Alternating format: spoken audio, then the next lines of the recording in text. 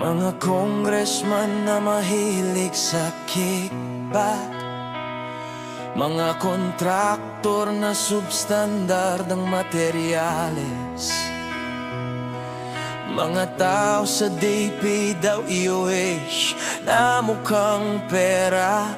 Nasaan ang puso nyo? Saan ang konsensya? Ano kaya